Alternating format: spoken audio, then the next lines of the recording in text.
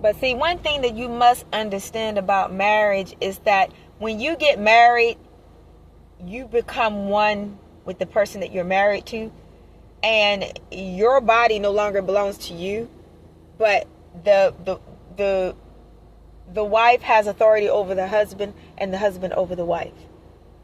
And let me share this with you guys. A few years back, I had gotten acquainted with somebody, and this is somebody that, from my understanding, taught at a seminary. And I learned early on to just, I couldn't talk to the person, meaning about biblical things, because, I'm not saying anybody has to agree with everything that I say, but I'm not saying I have to agree with everything somebody else says just because they teach at a Bible college either.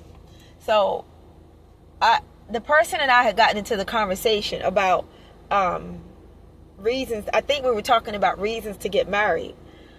Not he and I, no. But we were just talking about biblical matters.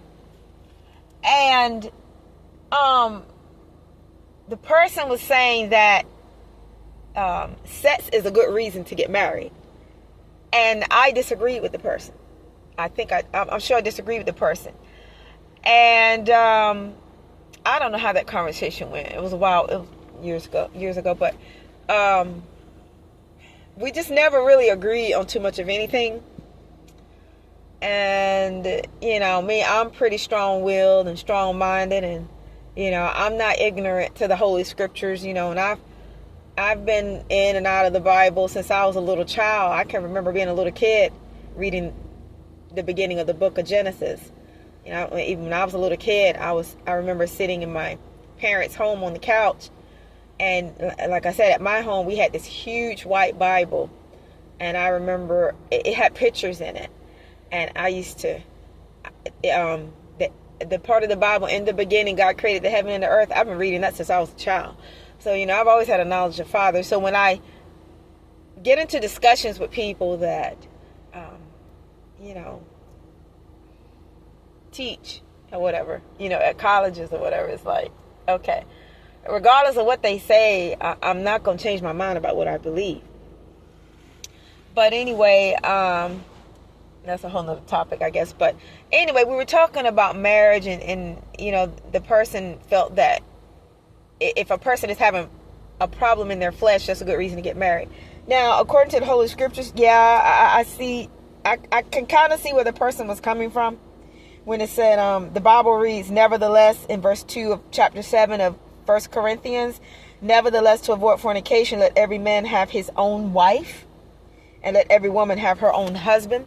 But a lot of people, they get sick and tired of their spouses. They don't want to just be with their spouses. And then there are other people that don't get sick and tired of their spouses. So everybody's different. Everybody's marriage is different.